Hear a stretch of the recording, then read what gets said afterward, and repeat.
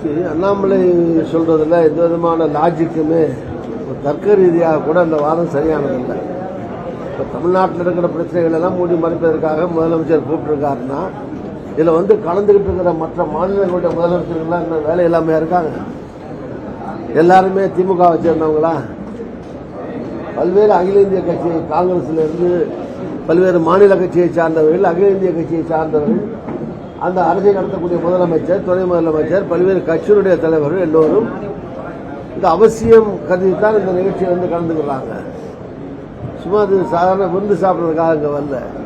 இதனுடைய சீரியஸ்னஸ், இதனுடைய முக்கியத்துவத்தை உணர்ந்துதான் முதலமைச்சர் முறையிலேயும் திராவிட முன்னேற்ற கழகத்தினுடைய தலைவருங்கிற முறையிலேயும் ஸ்டாலின் அவர்கள் எடுத்த அழைப்பை ஏற்றுக்கொண்டு பல்வேறு அகில இந்திய மாநில கட்சியினுடைய தலைவர்கள், முதலமைச்சர்கள்லாம் கலந்துக்கிறார்கள் சொன்னால் அந்த பிரச்சனை அவ்வளவு சீரியஸான பிரச்சனை.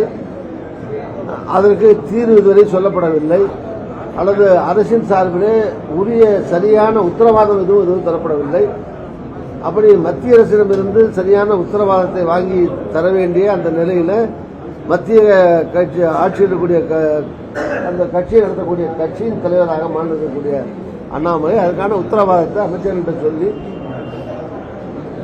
பாராளுமன்றத்திலே வழங்கட்டும், அதை விடுத்துட்டு கூட்டம் போடுறது தப்பு என்று விமர்சனம் செய்வது அவர்களுடைய கையால் ஆகாத தனத்தை தான் அது காட்டுது.